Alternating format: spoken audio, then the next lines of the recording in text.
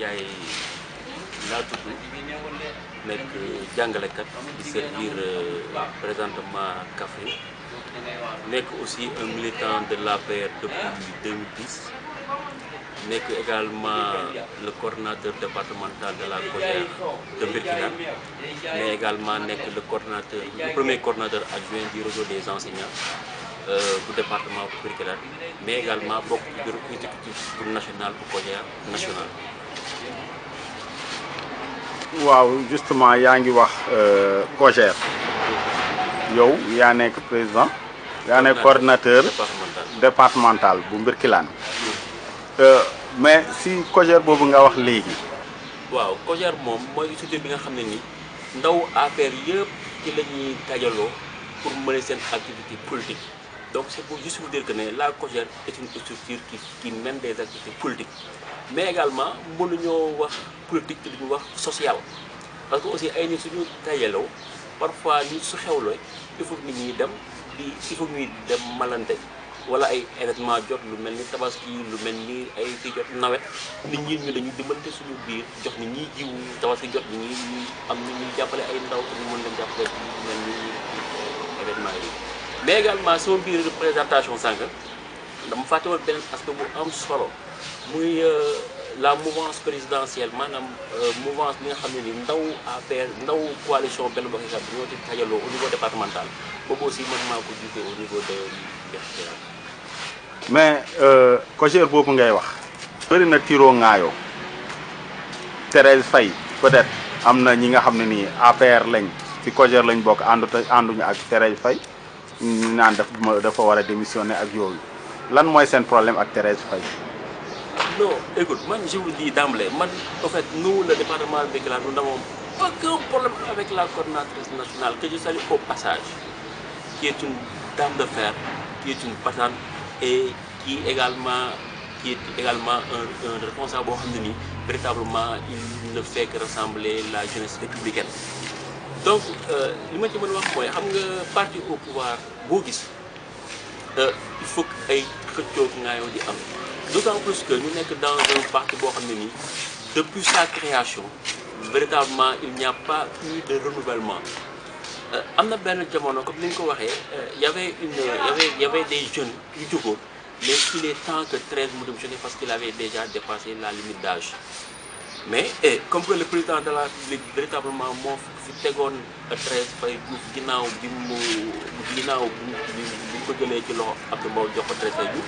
donc,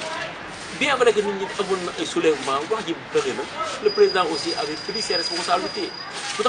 Parce que c'est parce qu'il sait pertinemment que la coordinatrice est en train de battre un excellent travail. Donc, je pense que bon, c'est passé. Je pense que les gens maintenant se sont retrouvés autour de la table. Les gens et jusqu'au moment où je te parle, c'est la coordinatrice qui est en train de diriger la jeunesse républicaine. waaw suñ jógee ci COJER dañuy dugg ci nguuru Macky Sall bu bees bi waa APR après 7 ans yi weesu réalisation Macky donc comme Kaffrine lañ nekk nañ wax ci région Kaffrine naka ngeen gisee réalisation Macky ci biir région de Kaffrine ci 7 ans yi weesu ak lan ngeen di xaar ci 5 ans yi di ñëw. waaw ginnaaw bu ñu féliciter le président de la République ci élection yu ñu jógee parce que aussi c'était pas bon, en fait nous en tant qu'apéristes nous savions nettement que le président allait gagner les élections mais opposition moom peut-être gëmul woon ne Macky day gagner dès le premier tour donc ginnaaw bu ñu ko féliciter donc peut-être ñu wax ci les réalisations du président comme ni nga ko waxee le président bi mu ñëwee il a mis sur pied un programme bien déterminé et c'est un programme qui devait véritablement dafa waroon mu nekk programme boo xam ne dafa waroon laal réew mi yëpp te Olof Ndiaye dafa ne xalangu taxuta xaw ma je sais pas la c'est-à-dire il ne peut pas d'un coup satisfaire tout le monde et pour la région de Kaffrine il y avait des projets qui étaient en cours parmi lesquels mën naa citer l'axe Nibi Birkelane qui passe par Mabo pour aller jusqu'à Nioro. Il y avait également l'axe Nganda et Kaffrine qui sont des projets du président de la République. Mais peut-être les gens, quand ils parlent de projets dans la région, il parle souvent de tali. Alors qu'il y a des choses, le président Macky Sall est en train de faire beaucoup de choses pour la population. On peut prendre par exemple l'exemple CMU. Parce que même si on a ça, on peut faire sans pour autant que véritablement que je ne sais pas, même si on a ça, on peut faire grâce à ce projet du président de la République. Il y a derby modifié. Parce que si on prend l'exemple de la région de Kaffrine, beaucoup de jeunes et des femmes ont été financés et maintenant exemple et tout récemment on a publié une liste qui parlait du recrutement fonction publique et je pense que beaucoup de jeunes de la région ont été recrutés pour l'année 2018 à la fonction publique. Donc ça c'est des réalisations. Mais je l'ai dit, mais je pense que comme nous l'avons dit, le président Falnenko, et je pense que vu le score de la région de Kaffrine, je pense que le président Macky Sall a la région de Kaffrine. Maintenant, je défends parce que selon les résultats qui ont été donnés, à part Matam, c'est la région de Kaffrine qui vient en troisième position. Et je pense que donc l'unique qui 5 ans nous moi et je sais que les qui dynamique boobu la nekk raison pour laquelle xanaa peut dina ci ñëw moo tax mu teg gouvernement bu bees bi nga xam ne véritablement y a que des technocrates, il y a des gens yoo xam ne peut-être qui ne sont pas trop politiques. Donc je pense que loolu daal la ñuy xaar ci président Macky Sall. waaw bon d'après ni nga waxee man li ma gis mooy ni da nga xaw a wute ak waa Kaffrine yu bëri ñi ne Macky defalul Kaffrine moo ko defal mais moom defalul Kaffrine ñooñu lan nga leen di tontu. waaw xam nga mooy li may wax rek gis nga dama ko wax sànq tey jii man je peux mën naa comprendre waa région de Kaffrine peut-être ñu ne président Macky Sall defalul leen dara mën naa leen comprendre parce que tey jii société ñi ëpp li wax loolu c'est des gens qui ne sont pas du régime. tey jii quand tu n'es pas du régime même si tu defee lu baax da nga koy wax da ngay wax ne dafa baaxul mais un Kaffrinois, un habitant de la région de Kaffrine qui est conscient dina xam ne véritablement que le président Macky Sall fi mu teg Kaffrine je pense que mu ngi defar pour la région de Kaffrine et je sais que ne et peut-être dinañ defar beneen émission nañ toog ci waxtaanal 5 ans ñii di ñëw je pense que région de Kaffrine dina bokk ci ñi ciy gën a gis seen bopp. yaa ngi wax léegi ci gouvernement bi mu teg gouvernement boobu dafa opposé li nga wax parce que Kaffrine dafa mel ni gisut boppam ci gouvernement bu bees bi Macky teg da nga jàpp ni da leen fàtte wala dafa am leneen lu mu leen réserver wala yow lan nga naka nga mën a jàngatee loolu. au fait man peut-être parfois damay xaw a ute gis-gis ak doomu aadama dans la mesure où xam nga nous sommes en politique et nous sommes un pays qui fait à peu près 11 millions d'habitants. Nga ne par exemple tey da nga bëgg a constituer un gouvernement et au passage je tiens à féliciter le président de la République du gouvernement du Sénégal parce que tey comme je l'ai dit tout à l'heure il faut que véritablement mu accélérer la cadence accélérer ko il faut que mu teg à la tête du gouvernement des gens yoo xam ne ni peut-être qui ont des gens qui ont la matière donc ku gis gouvernement bi mu teg di nga gis ci portefeuille bu nekk ci ministère bu nekk véritablement teg na fa des gens yoo xam ne ni qui pourront faire fonctionner le poste bi ñu leen jox donc par rapport ak li ñu daan def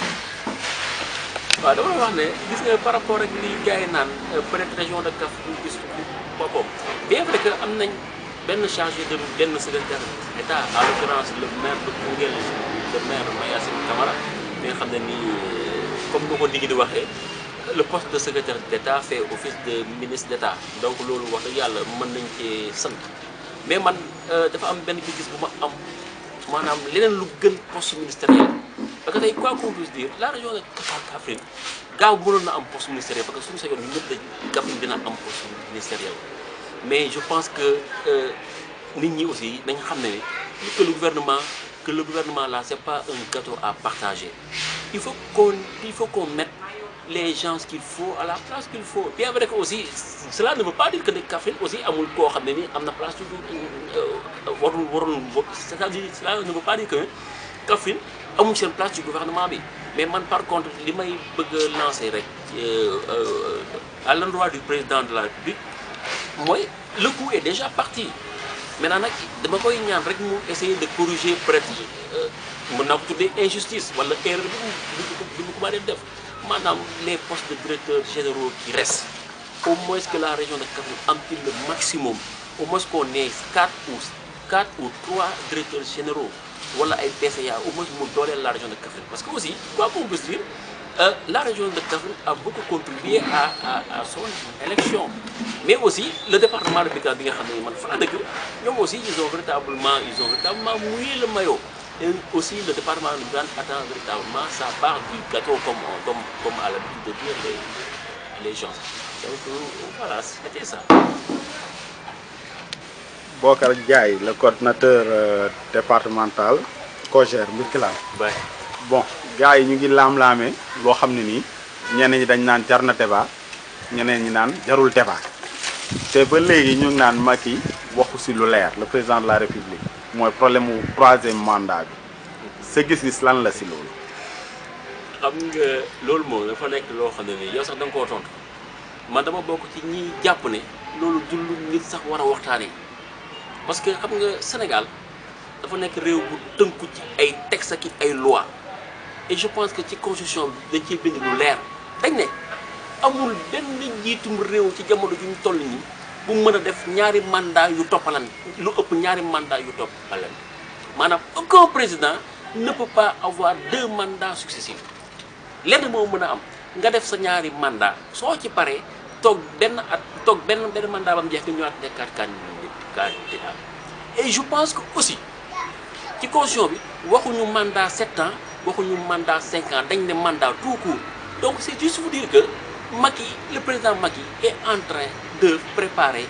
de faire son dernier mandat et c'est ce qui lui a poussé véritablement à mettre sur pied le gouvernement qu'il vient d'installer. Donc je pense que loolu moom ça ne doit même pas être à l'ordre du jour. La constitution a été très claire et je pense que le président Macky Sall nekk na ni koo xam ne nii ku bëgg réew mi la te nekk na ni koo xam ne nii du nekkul nitu fitna et je pense que loolu ñu koy wax sax c'est l'opposition bi nga xam ne nii amuñu programme amuñu idée ñoo fi nekk di wax parce que loolu lañu commencé mu wax ci durant la campagne et croyant que la population dina leen fekk si wala leen mën a voter alors que c'est juste pour dire que la population ne croit pas à ces opposants qui sont sans programme et sans argument. Donc ce problème-là, je pense que c'est un problème qui est déjà clos. Macky commencé depuis après sa prestation, depuis le 2, il a commencé son dernier mandat de 5 ans. Waaw loolu dafa mel ne leer na. Léegi ñu ngi waajal élection locale d'ici décembre. Inch'Allah. waa COJER wala boog jeunesse Birkelane naka la ñuy waajalee loolu. waaw comme ni nga ko waxee dañuy dem élection en 2019 élection locale maanaam dañuy falaat maire yu bees ak président conseil départemental yu bees et comme j'ai l'habitude de dire nous sommes dans un parti qui est véritablement très organisé donc suñ ci yeggee dañuy toog ñu waxtaan avec nos alliés comme on a l'habitude de faire on va essayer de voir les bons choix pour les différentes communes parce que aussi élection locale c'est des élections politiques mais aussi gox bi aussi am na ci part de responsabilité parce que aussi ab commune ab département il faut ñu jéem ko jox des gens yoo xam ne nii véritablement qui pourront gérer ces localités que je viens de citer pour nous jeunesse man d'abord benn appel bu ma ñu ko def mooy gis nga yegguñ sax ci élection coow li commencé na déjà ci campagne électorale parce que tey si on prend l'exemple du département de Birkelane il y avait des tendances il y avait un groupe bu dem di campagnal boppam ak ci côté B beneen groupe dem na ne loolu day wane ne déjà les gens sont en train de préparer les élections locales te yegg seegul woon donc li may ñaan mooy les différents responsables que ce soit les responsables bu gauche bu droite bi que les gens ñu delluwaat seen xel dew seen xel mooy ñu xam ne ñun ñoo bokk d'abord Birkelane. kon wax ne ci élection locale yi ñu jëm nii en fait may inviter tous les responsables de mon département yi nga xam ne maa ngi leen di nuyu au passage que ce soit les responsables de l'APR mais également les responsables de la grande mouvance présidentielle maa ngi nuyu ñoom ñëpp au passage. leen wax ne ñu ngi jëm ci élection yoo xam ne nii élection yu doy waar lay doon mais lu ci mën di nekk aussi dinañ toog dinañ waxtaan ñun aussi ndaw yi nañ ci jouer suñu partition. Parce que nous, les jeunes de la mouvance, que ce soit les jeunes de la mouvance, mais également que ce soit les jeunes de la paix, nous, on n'a pas de problème sur le biir. Nous avons trouvé des solutions, dans la plus grande transparence. Donc le problème qui se pose, c'est au niveau des responsables. Nous disons une partition, pour que aussi, comme le président Macky a fait le gouvernement, Macky, vraiment, comme nous présentons, je salue son courage. Parce que il météo notre trop, mais il a pris ses responsabilités.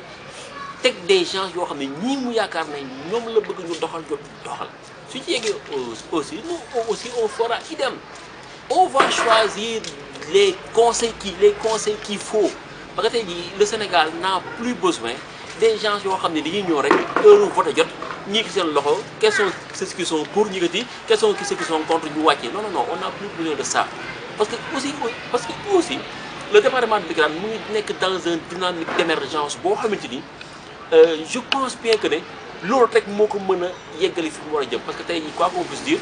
que ce soit les maires que ce soit le président du conseil départemental ils sont en train de faire tous un excellent travail. Maintenant il faut qu'ils sachent que élection yi di ñëw il faut véritablement que les jeunes aussi soient représentés dans les communes, mais également dans le conseil départemental. Parce que vraiment, il faut que les choses changent. Il y a une question qui m'a échappé. Oui, bon. Transhumant. Transhumant. dafa mel ni ñoom Macky da leen a ber wala da leen fàtte wala da leen tànqamlu si gouvernement bu bees bi. waaw foofu dama bëgg a apporter benn éclaircissement ci par rapport ak terme bi nga utilisé muy le terme transhumant. xam nga Sénégalais dañuy confondre ñaari mbir un transhumant et un allié. Un transhumant mooy ku jógee ci parti dem rejoindre beneen parti loolu ñuy wax transhumant. Maintenant koo xam ne da nga yor sa parti wala sa mouvement ñëw lëkkaloo parti au pouvoir loolu lu ñuy wax allié. Et je pense que ñi ñuy wax transhumant tey ñooñu on doit les appeler des alliés. Da nga ne président Macky Sall da leen taxam comme ni nga waxee da leen a fàtte. Bon man franchement je serais mal placé pour mën a wax loolu parce que tey président Macky Sall moom moo xam fi mu bëgg a yóbbu réew ma te fi mu bëgg a yóbbu réew ma yaakaar naa ñi mu tànn ñoom la am ñoom ci ñoom la am yaakaar te wax naa ko sànq aussi il n'est pas encore trop tard parce que aussi nekkul ministre rek fi nekk poste ministre rek fi nekk ñoom aussi bu fekk selon seen xam-xam fu mu toll ci et selon seen xam-xam fi mu nekk je pense que le moment venu président Macky Sall su leen soxlaa dina leen jël mu utiliser leen foofu donc je pense que du question de tàkkam fàtte. mais du tàkkam c'est-à-dire terme boo xam ne dama ko am problème mu wax ko mais du question de fàtte mais je sais que c'est des alliés sûrs c'est des alliés aussi qui ont joué leur partition parce que aussi étant APR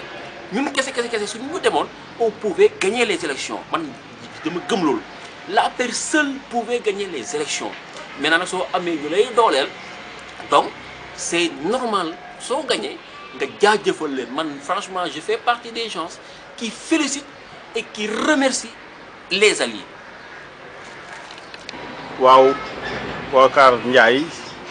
coordinateur départemental COJER Birkelane PMS TV mu ngi lay jaajëfal bu baax ñu ngi lay wax sa kàddu bu mujj. donc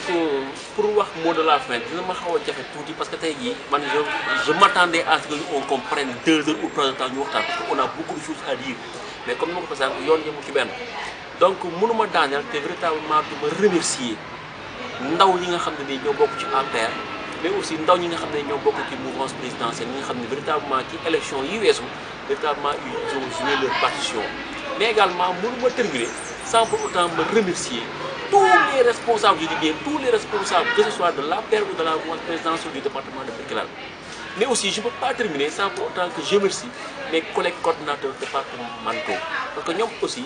parfois, nous avons des waxtaan di sotante xalaat ci ni ñuy doxale politique.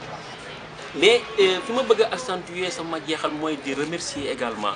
la coordinatrice nationale madame Thérèse Faye Diouf et di feddali suñu ànd ak moom météo na fi trop ñu nekkoon ak moom te di ko dalal xelam ne que tout le département de Birkelane est derrière elle et on restera toujours avec elle inchallah rabbi. Mais aussi di ma wax ne fi ma bëgg a daanelee mooy di wax au président de la République et ses collaborateurs que les jeunes attendent de lui la promotion des cadres, mais également le recrutement des jeunes à la fonction publique, mais également le financement des femmes et des jeunes. Di daaneel di sant di gërëm bu baax PMS TV parce que tey c'était pas évident que PMS TV dalal Bocar Ndiaye, mais je pense que seen xarañte moo tax tey di ngeen mën a jël boo xam ne ko kaay ñu wax. Parce que nous aussi, nous sommes politiques et femme benn kilifa booy waxal mu ne ma télé bu bëri rajo bu bëri day yàqal politicien man ma bokk ci ñu gëm loolu. Donc tey soo demee ba PMS TV ñëw ne ma nañ toog ñu waxtaan et vu également les questions yi ngeen di poser, c'est pour dire juste pour dire que ne vous êtes à la hauteur des grands journalistes que l'on voit à la télé et à la radio, parce que vous avez posé des questions pertinentes, mais également des questions qui sont d'actualité. Donc maa ngi lay sant bu baax di la gërëm di ñaan PMS TV dem ba nekk télé bu mag a mag a mag a mag ngay recruter di employer ay jeunes yu bëri et te loolu xam naa ne ci yoon boobu ngeen nekk yàlla na ko yàlla def. Donc maa ngi sant ñëpp di gërëm ñëpp di wax ba beneen yoon incha allah.